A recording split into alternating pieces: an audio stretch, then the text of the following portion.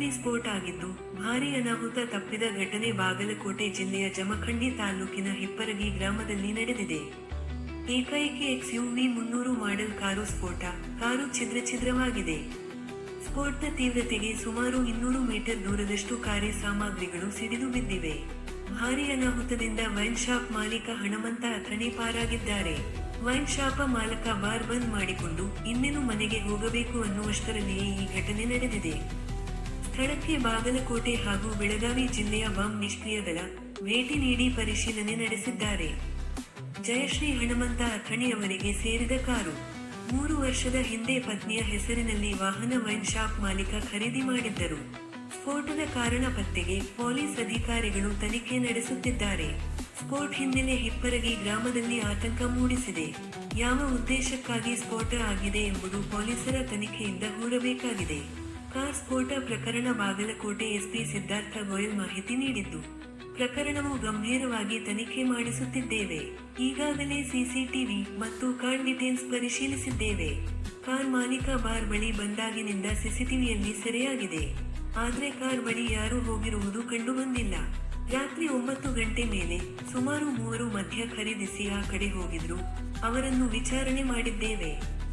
ಈಗಾಗಲೇ ಬಾಂಬ್ ನಿಷ್ಕ್ರಿಯ ದಳ ಹಾಗೂ ಸೋಕೋ ಟೀಮ್ ಪರಿಶೀಲನೆ ನಡೆಸುತ್ತಿದೆ. ಸದ್ಯಕ್ಕೆ ಕಾರ್ ಇಂಜಿನ್ ಬಳಿ ಬ್ಲಾಸ್ಟ್ ಆಗಿರುವುದು ಕಂಡುಬಂದಿದೆ. ಬ್ಯಾಟರಿ ಅಥವಾ ಇಂಜಿನ್ಗೆ ಸಂಬಂಧಿಸಿದಂತೆ ಸ್ಫೋಟ ಸಂಭವಿಸಿದೆ ಎನ್ನುವ ಅನುಮಾನ ಇದೆ. ಆದರೆ ನಾವು ಎಲ್ಲ ಆಯಾಮಗಳಲ್ಲಿ ಪರಿಶೀಲನೆ ನಡೆಸಿದ್ದೇವೆ ಎಂದು ಎಸ್ಪಿ ಸಿದ್ಧಾರ್ಥ ಗೋಯಲ್ ತಿಳಿಸಿದ್ದಾರೆ.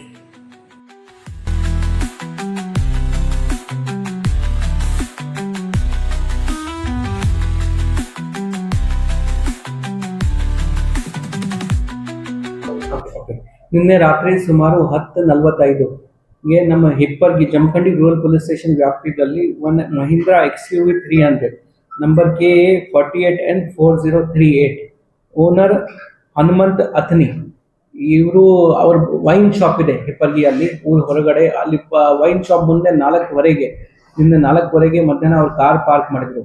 10:45ಗೆ ಈ ಕಾರಲ್ಲಿ ಬ್ಲಾಸ್ಟ್ ಆಗಿದೆ. ಅವರು ಬ್ಲಾಸ್ಟ್ ಕಾರಣ ಈಗ ನಾವು ಪರಿಶೀಲನೆ ಮಾಡ್ತಾ ಇದ್ದೀವಿ. 10:45ಗೆ ಬ್ಲಾಸ್ಟ್ ಆದ ತಕ್ಷಣ ನಾನು, ನಮ್ಮ DSP ಅವರು, ನಮ್ಮ CPI, ನಮ್ಮ PSI ಅವರು ಎಲ್ಲರೂ ಸ್ಪಾಟ್ಗೆ ಇಮಿಡಿಯೇಟ್ಲಿ ನಾವು ಭೇಟಿ ನೀಡಿದ್ದೀವಿ. ನಮ್ಮಲ್ಲಿ ಸೀನಿಯರ್ ಕ್ರೈಮ್ ಆಫೀಸರ್ ಇರ್ತಾರೆ, ಸೋಕೋ ಆಫೀಸರ್ ಇರ್ತಾರೆ, ನಮ್ಮಲ್ಲಿ NT sabotage check team, AC check team ಇರುತ್ತೆ. ಅದರ ಮುಖಾಂತರ ಕೂಡ ನಾವು ಪರಿಶೀಲನೆ ಮಾಡಿಸಿದ್ದೀವಿ. ನಮ್ಮಲ್ಲಿ ಡಾಗ್ ಸ್ಪಾಟ್ ಅಲ್ಲಿ ಎಕ್ಸ್ಪ್ಲೋಸಿವ್ ಡಿಟೆಕ್ಷನ್ ಡಾಗ್ ಇರುತ್ತೆ, ಅದ್ರ ಮುಖಾಂತರ ಕೂಡ ನಾವು ಪರಿಶೀಲನೆ ಮಾಡಿಸಿದ್ದೀವಿ. ಈಗ ಬಾಂಬ್ ಡಿಸ್ಪೋಸಲ್ ಯೂನಿಟ್ ಕಡೆ ಎಲ್ಲ ಕೂಡ ನಾವು ಈಗ ಪರಿಶೀಲನೆ ಮಾಡ್ತಾ ಇದ್ದೀವಿ. ಈಗ ಇದರಲ್ಲಿ 2-3 ಪಾಯಿಂಟ್ ತಮಗೆ ಸ್ಪಷ್ಟೀಕರಣ ಕೊಡೋಕ್ಕೆ ನಾನು ಇಷ್ಟಪಡ್ತಾ ಇದ್ದೀನಿ. ಅವರು ಕಾರ್ ಎಲ್ಲಿ ಪಾರ್ಕ್ ಮಾಡಿದ್ರು ಅದು ಕ್ಯಾಮ್ರಾ ಮುಂದೆ ಇತ್ತು. ವೈನ್ ಶಾಪ್ದು ಫ್ರಂಟ್ ಕ್ಯಾಮ್ರಾ ಮುಂದೆ ಕಾರ್ ಕವರ್ ಆಗಿದೆ. ಸುಮಾರು 4:15 10:45 ಅಲ್ಲಿ ತನಕ ಬ್ಲಾಸ್ಟ್ ಆಗಿತ್ತು. ಆ ಪೂರ್ತಿ ಟೈಮ್ ಕಾರ್ ಅಲ್ಲಿ ಇತ್ತು, ಬೇರೆ ಕಡೆ ಮೂವ್ ಆಗಿಲ್ಲ. ಆ ಪೂರ್ತಿ ಇನ್ಸಿಡೆಂಟ್ CCTV ಕ್ಯಾಮ್ರಾ ಅಲ್ಲಿ ಕ್ಯಾಪ್ಚರ್ ಆಗಿದೆ. ಮೇಲ್ನೋಟಕ್ಕೆ ಪರಿಶೀಲನೆ ಮಾಡುವಾಗ ಯಾವುದು ಸಸ್ಪೆಕ್ಟ್ ವ್ಯಕ್ತಿ ಕಾರ್ ಹತ್ತಿರ ಬರಲಿಲ್ಲ, ಅದು ಯಾವುದು ಈ ತರ ನಮಗೆ ಕಂಡು ಬಂದಿಲ್ಲ. 3 ಜನ ವ್ಯಕ್ತಿ 9:45ಗೆ ಕಾರ್ ಹತ್ತಿರ ಬರ್ತಾರೆ, ಬಟ್ ಅವರು ಕಸ್ಟಮರ್ ಇದ್ರು, ಅವರಿಗೆ ನಾವು ವೆರಿಫೈ ಮಾಡಿದ್ದೀವಿ. ಬೇರೆ ಯಾವುದು ಸಸ್ಪೆಕ್ಟ್ ವ್ಯಕ್ತಿ ಕಾರ್ ಹತ್ತಿರ ಬರಲಿಲ್ಲ.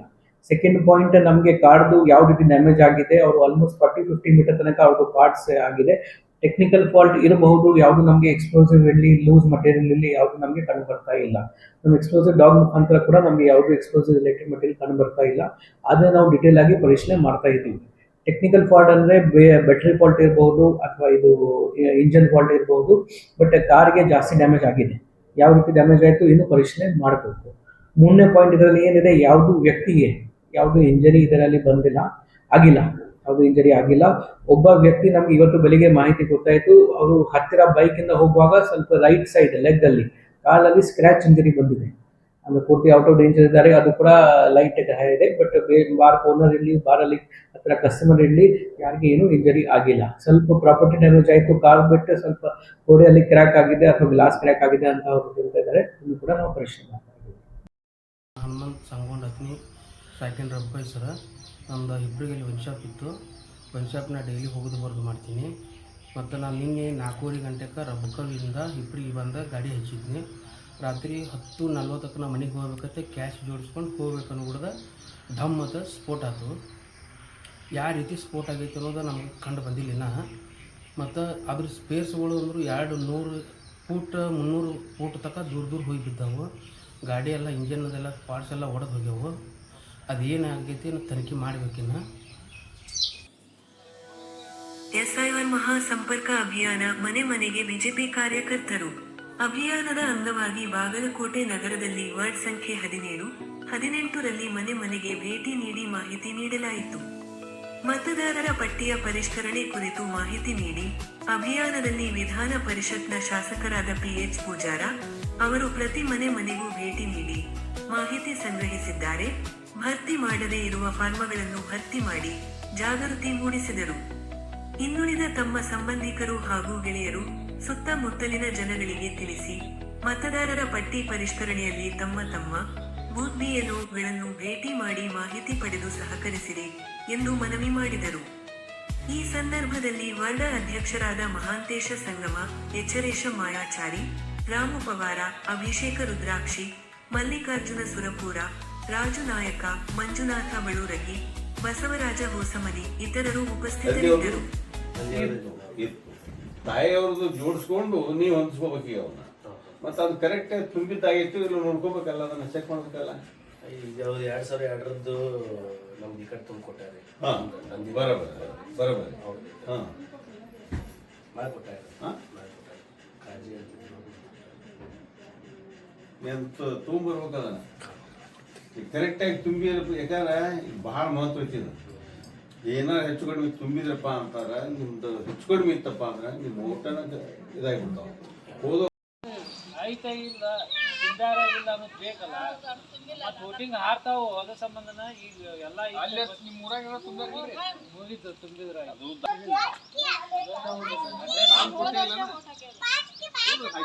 ಹಾಕಿರಿ. ಲಕ್ಕವ್ವ ಗೌಡ್ರ ಅಂತ ಬರ್ತಾರ, ಅವ್ರ ನಂಬರ್ ಬರ್ಕೊಡ್ರಿ. ಅವ್ರ ಬಂದಿಲ್ರಿ ತಂದು ಕೊಡ್ರಿ ಅಂತ ಓಕೆ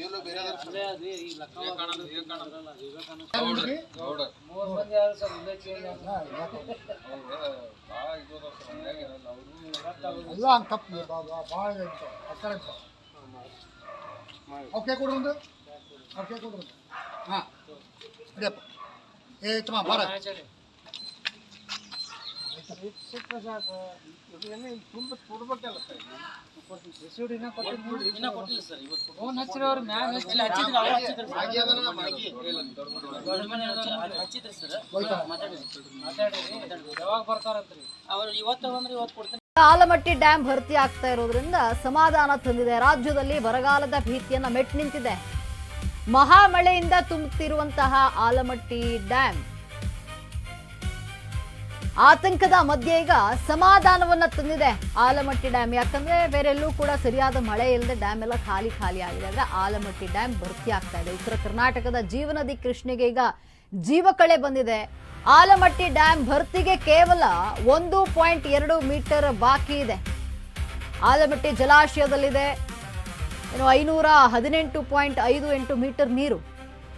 ಆಲಮಟ್ಟಿ ಜಲಾಶಯದ ಒಳ ಹರಿವು 73,162 ಕ್ಯೂಸೆಕ್ ಇರುವಂಥದ್ದು.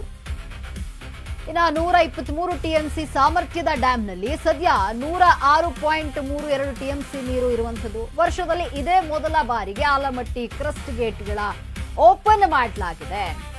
ಆಲಮಟ್ಟಿಯ 26 ಗೇಟ್ಗಳಲ್ಲಿ 14 ಕ್ರಸ್ಟ್ ಗೇಟ್ಗಳನ್ನ ಓಪನ್ ಮಾಡಲಾಗಿದೆ. ಮಹಾರಾಷ್ಟ್ರ ಹಾಗೂ ಕೃಷ್ಣಾ ಕಣಿವೆಯಲ್ಲಿ ಉತ್ತಮ ಮಳೆಯಾಗಿರೋದ್ರಿಂದ ಆಲಮಟ್ಟಿ ಡ್ಯಾಂ ಭರ್ತಿ ಆಗ್ತಾ ಇದೆ. ನದಿ ಪಾತ್ರದ ಜನರಿಗೆ ನದಿಗೆ ಇಳಿಯದಂತೆ ಈಗ ಎಚ್ಚರಿಕೆಯನ್ನ ನೀಡಲಾಗಿದೆ. ಜಾನುವಾರುಗಳನ್ನ ಬಿಡದಂತೆ ಜಿಲ್ಲಾಡಳಿತ ಸೂಚನೆಯನ್ನ ನೀಡಿರುವಂಥದ್ದು.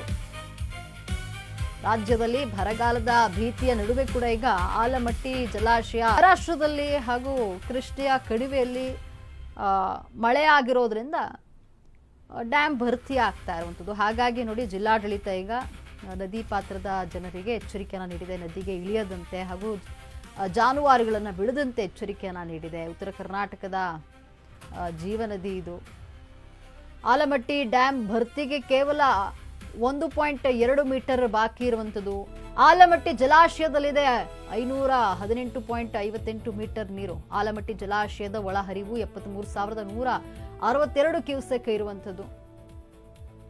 113 TMC ಸಾಮರ್ಥ್ಯದ ಡ್ಯಾಂನಲ್ಲಿ ಈಗ 106.32 TMC ನೀರು ಸಂಗ್ರಹ ಆಗಿದೆ. ಅಂದರೆ ಇದೊಂದು ಸಮಾಧಾನಕರ ವಿಚಾರ. ಯಾಕಂದರೆ ಬೇರೆಲ್ಲೂ ಕೂಡ ಡ್ಯಾಮ್ ಎಲ್ಲ ಖಾಲಿಯಾಗಿದ್ದು ಸದ್ಯ ಆಲಮಟ್ಟಿ ಡ್ಯಾಮ್ ಈಗ ಭರ್ತಿಯತ್ತ ಬಂದಿದೆ.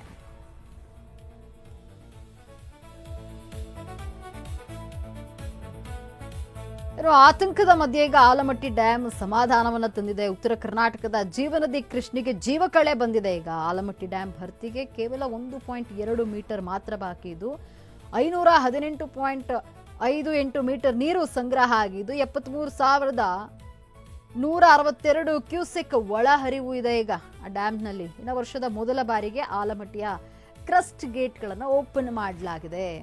26 ಗೇಟ್ಗಳಲ್ಲಿ 14 ಕ್ರಸ್ಟ್ ಗೇಟ್ಗಳನ್ನು ಓಪನ್ ಮಾಡಲಾಗಿದೆ ಈಗ.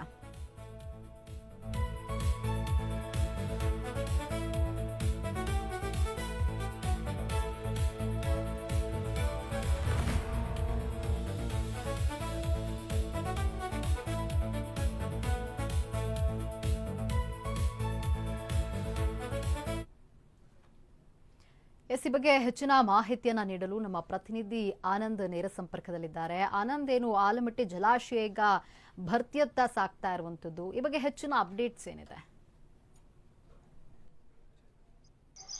ಬಾಗಲಕೋಟೆ ಹಾಗೂ ವಿಜಯಪುರ ಜಿಲ್ಲೆಯಲ್ಲಿ ಬರಗಾಲ ಬಿದ್ದರೂ ಸಹ ಮಹಾರಾಷ್ಟ್ರದಲ್ಲಿ ಮಳೆ ಆಗುತ್ತಿರುವ ಪರಿಣಾಮ ಆಲಮಟ್ಟಿ ಜಲಾಶಯ ಹಿನ್ನೀರಿಗೆ ಸಾಕಷ್ಟು ಪ್ರಮಾಣದಲ್ಲಿ ನೀರು ಹರಿದು ಬರುತ್ತಿದೆ.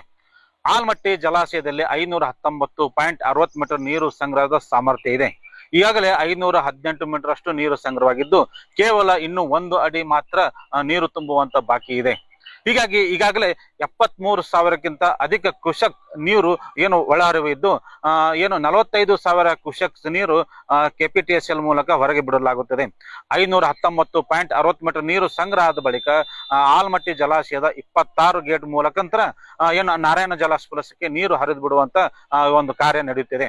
ನಾವು ಈಗಾಗಲೇ ಬಾಗಲಕೋಟೆ ಮತ್ತು ವಿಜಯಪುರ ಜಿಲ್ಲೆಯಲ್ಲಿ ಮಳೆ ಇಲ್ಲ, ಇಲ್ಲಿ ಬರಗಾಲದಿಂದ ಸಾಕಷ್ಟು ರೈತರು ತೊಂದರೆಗೆ ಈಡಾಗುತ್ತಿದ್ದಾರೆ. ಆದರೂ ಸಹ ಆಲಮಟ್ಟಿ ಹಿನ್ನೀರಿಂದೇ ಅವರಿಗೆ ಒಂದು ವರದಾನ ಆಗಿದೆ. ಯಾಕಂದ್ರೆ ಬಾಗಲಕೋಟೆ ಇರ್ಬೋದು, ಬಿಜಾಪುರ ಇರ್ಬೋದು, ಈ ಭಾಗದಲ್ಲಿ ಯಾದಗಿರಿ ಇರ್ಬೋದು, ಗುಲ್ಬರ್ಗ ಇರ್ಬೋದು, ಮತ್ತೆ ರಾಯಚೂರು ಇರ್ಬೋದು, ಈ ನೀರನ್ನು ಅವರಿಗೆ ಸಾಕಷ್ಟು ಪ್ರಮಾಣದಲ್ಲಿ ರೈತರಿಗೆ ಮತ್ತು ಕುಡಿಯುವ ನೀರಿಗೆ ಒಂದು ಅನುಕೂಲವಾಗಲಿದೆ. ಈ ಹಿನ್ನೆಲೆಯಲ್ಲಿ ಬಾಗಲಕೋಟೆ ಜಿಲ್ಲೆ ಸೇರಿದಂತೆ ಹಲವಾರು ಜಿಲ್ಲೆಗಳಿಗೆ ಆಲಮಟ್ಟಿ ಜಲಾಶಯ ವರದಾನವಾಗಿದೆ. ಮಹಾರಾಷ್ಟ್ರದಿಂದ ನೀರು ಬರುತ್ತಿರೋ ಪರಿಣಾಮ ಜಲಾಶಯಕ್ಕೆ ಹೆಚ್ಚಿನ ಪ್ರಮಾಣದಲ್ಲಿ ನೀರು ಬರುತ್ತಿದ್ದು ರೈತರಲ್ಲಿ ಒಂದು ಹರ್ಷದಾಯಕ ಆಗಿದೆ ಅಂತ ಹೇಳ್ಬಹುದು.